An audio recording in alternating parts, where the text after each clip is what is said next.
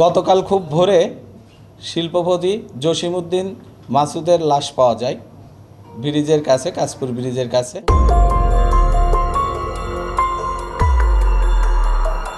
পূর্বাচলে 7 খণ্ড লাশ পাওয়া যায়।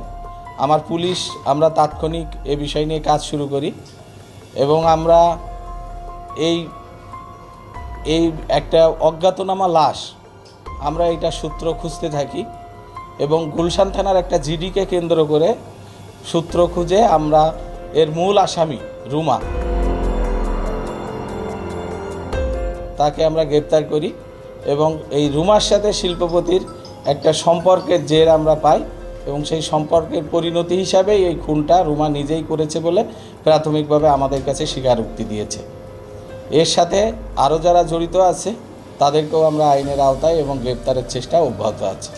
এবং সবচেয়ে বড় বিষয় হলো যে একটা আইডেন্টিফাইড 7 খণ্ড লাশের যে আসামি আমার পুলিশ অতি দ্রুততার সাথে 24 ঘন্টার মধ্যেই আমরা গ্রেপ্তার করতে সক্ষম হয়েছি। আরও 2 জনকে নিয়ে আসা হয়েছে, তাদেরকে জিজ্ঞাসাবাদ করা হচ্ছে যে এই ঘটনায় তাদের সম্পৃক্ততা কতখানি আছে এটা দেখার জন্য। যে ডিসিস্ট তাকে তো দুধের সাথে নেশা জাতীয় দ্রব্য খাওয়ানো হয়েছিল এবং সে যখন অজ্ঞান হয়ে গেছে তখন তাকে টুকরা টুকরা করা হয়। হ্যাঁ, ওই মহিলাই ফেলছে এবং সে বিভিন্ন সময় ফেলছে। সে প্রথমে পাঠাও ভাড়া করে ফেলছে, তারপরে আবার অন্য সময় একটা সিএনজি ভাড়া করে বাকি অংশ অন্যদিকে ফেলছে।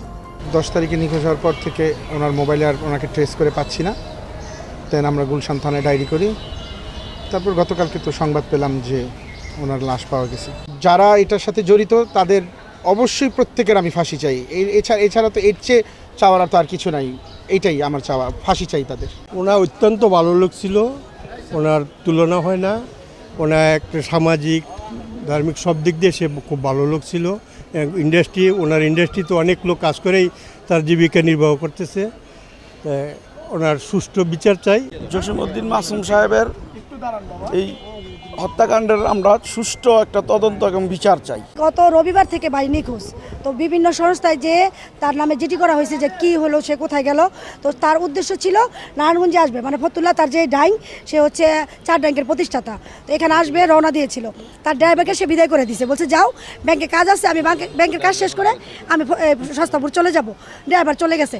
তারপর থেকে কী হয়েছে আমরা কিছুই জানি না। তো কালকে গত রাত্রে খবর হয়েছে যে এখান থেকে একটা লাশ আনছে ভিক্টোরিয়াতে, আপনারা দেখে যেতে পারেন।